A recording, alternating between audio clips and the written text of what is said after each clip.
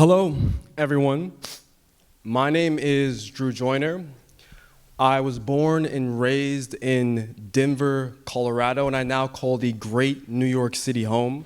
I run 3 fashion-focused namesake social media channels like they mentioned. I have a YouTube channel with nearly or over 300,000 subscribers, an Instagram account with 250,000 followers, and a TikTok page with about 300,000 followers. Before I started making content, I played Division I basketball. I had the opportunity to meet the likes of Steph Curry, Kevin Durant, and other NBA stars. And after I finished playing Division I basketball, I graduated from the University of Denver with a bachelor's degree in marketing. Today, I'm here because I want to talk to you about a question that's perpetually been going on in my mind for the last decade, which is, what does it mean to be yourself? What does it mean to be yourself? We're going to start with a short story that gives you more context about who I am as an individual and gives you more context about why I'm asking this question in the first place.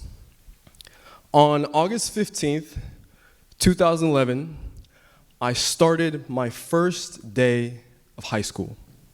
It was simultaneously one of the most exciting and one of the most nerve-wracking days of my life. Maybe some of you can relate.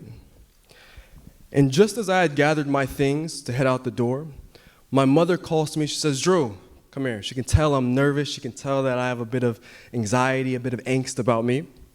And just as I'm heading out, she says, "Relax, first of all."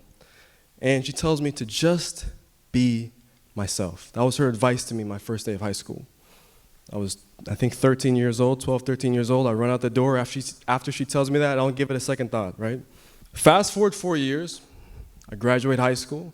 I have a decent high school experience. I have a pretty good high school experience. I enjoyed my time in high school. And I'm at my first day of college. My parents, they drive me to the front of my dorm room. We begin unloading things for me for my first day of college into my dorm, taking things up and down. When we get to the last item, the last thing that a college kid needs for his dorm, and it's time to say goodbye to my parents. I hug my mom, I hug my dad, and as I hug my dad, he looks at me and he says, "Drew, remember, be yourself and you'll do great." Now, when you're 17 years old and your dad tells you to be yourself, you'll do great, you kind of just shrug it off. Because you're 17, you don't really care about what your dad thinks. You have other things on your mind that are occupying your headspace. You're 7, you want to go experience college, right? And so, at the time, I didn't really think much of it. Fast forward again, and for the last time in this story, I'm at the final year, or the final semester of my final class for marketing class that I was taking. My favorite professor, Professor Cunningham. And I remember, as my final lecture concludes, I walk up to Professor Cunningham and I shake her hand. I say, "Thank you so much for all the things you taught me in this class. Your class meant so much to me. I learned so much." Professor Cunningham, she looks at me and she says, "Drew, of all the things that you've learned in this class, the most important thing that I want you to know is that when you're in job scenarios and when you're in situations looking for opportunities, remember, be yourself and you'll be fine." And for the first time in my life, I started asking myself, what does it mean to actually be myself? What does that look like? Because I'm no longer a freshman heading into high school. I'm no longer a freshman heading into college. I'm going to be an adult soon. I'm going to be asking myself these questions. What do I want my life to look like moving forward? So I start thinking, especially now that at this point in my life, I decided that I wasn't going to be playing basketball anymore. When I started making content fall 2020, authenticity was one of the bedrocks of value that I wanted to bring to my early audience. I define authenticity as the ability to be oneself and to show one's personality. I've often felt this deep connection between authentically showing up as yourself and dressing in a way to help you express that identity. I tell my audience that what you wear sends subtle signals about you to the people that you interact with. So as an attempt to better understand myself, I use my content, my YouTube channel, my TikTok, as a vessel to express myself in a more authentic way. And almost 1 million followers later, I see how my authenticity resonated with so many people. The reason why I brought up high school and college and entering into the workplace is because these were 3 instances in my life where I felt that it was difficult at times for me to be myself, right? That the more funny, quirky, nerdy version of myself wasn't cool enough or good enough to exist in certain circumstances, especially as a student athlete. There were moments where I was, hanging out with my teammates, and I had to kind of put on a certain hat to hang out with them. But I was someone who cared about school. And because I cared about school, I also was around a lot of academics and people who cared about their subjects. And so I had to also play and fit into that role and that mold as well. And you can see how that metamorphosis plays out through how I dressed and expressed myself as well. When I was in high school, I was most preoccupied with being this jock, this basketball player. And I dressed and I spoke according to those codes. In college, it was mostly the same. I was focused on playing sports, being a student athlete. And it wasn't until my final class with Professor Cunningham when I started asking myself, what is my life actually going to look like? Let's start to talk about where you can begin in order to discover what it means to be yourself. First, let's peel back some layers. According to a 2023 report from the University of Southern California, we're exposed to nearly 5,000 advertisements every single day. That means when you're scrolling on Instagram, when you're walking around, when you're driving, 5,000 advertisements are you're exposed to. That means the average adult will see nearly 2 million advertisements within the year. We are inundated with advertising and programming and messaging. How are we supposed to understand who we are if we're constantly being told who we should be, or we're constantly being sold what we should buy in order to be who we are, or in order to be what we see on our screen? One of the things I like to do is I like to read. I'm currently reading a book by actress Jeanette McCurdy titled, "I'm Glad My Mom Died." I don't know if you guys know about this book, but this is a book from a Nickelodeon star. I don't know if you know.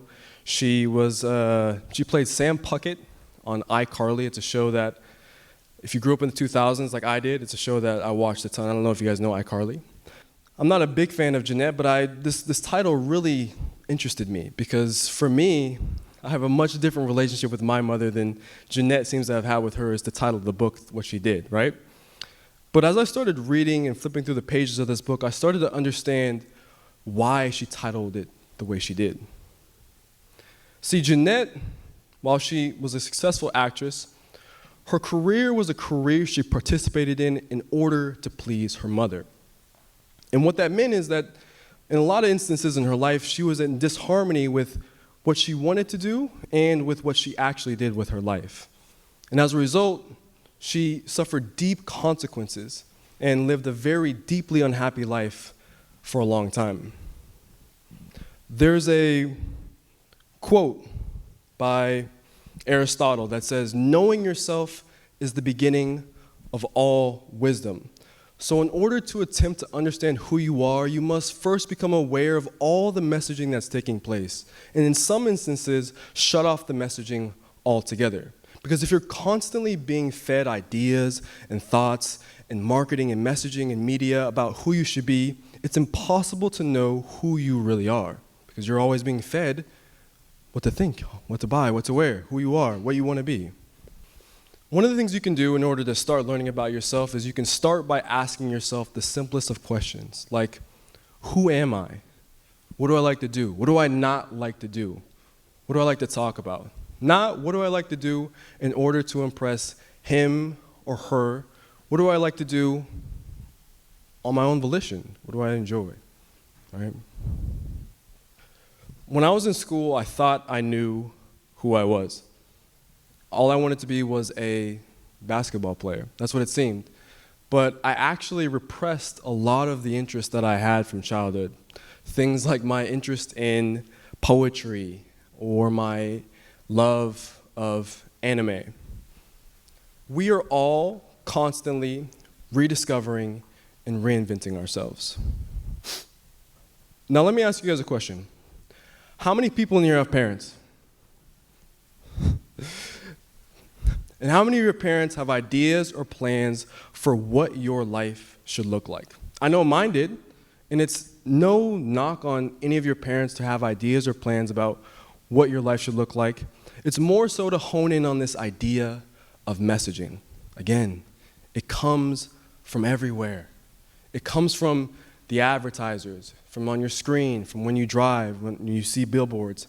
And it comes from the people you love the most, like your family and your friends and your peers and your classmates. One of the things that I've learned over the last 4 years about fashion is that every single article of clothing has its own story. What I'm wearing, everything has a story to it. What you're wearing, everything has a story to it. That story can be as simple as why it was manufactured, to where it was manufactured, to the purpose behind how it was manufactured.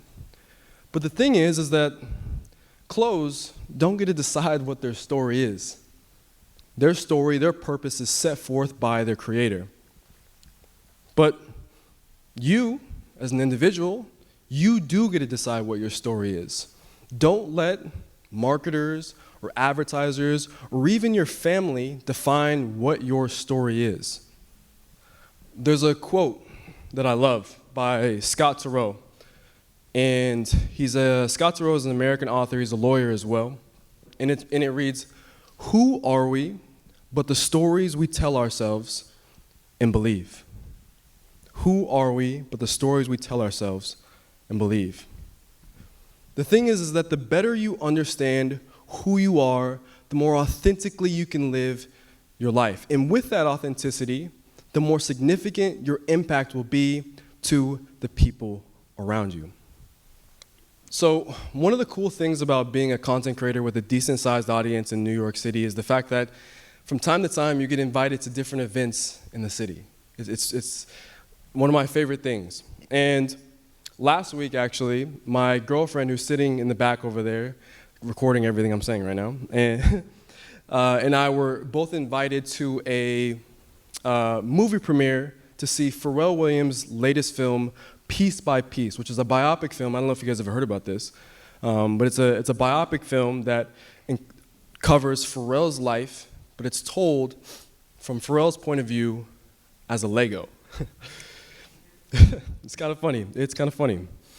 But Pharrell is someone, if you don't know Pharrell Williams, he's a producer, he's menswear creative director of Louis Vuitton. He's a very revered person in both fashion and in music. And so I said, why not? So Lauren and I, we make our way to, I don't know if you've been to New York City, but it was at the Lincoln Center.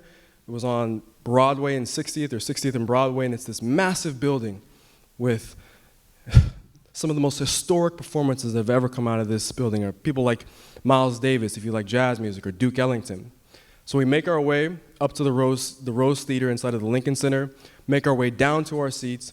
We have our popcorn, we have our water. We begin to watch this film, this Lego film about Pharrell Williams. And at first, it's a bit jarring because you're watching a film with people that you recognize in real life, celebrities and musicians that you recognize in real life, but they're being played as Legos, right?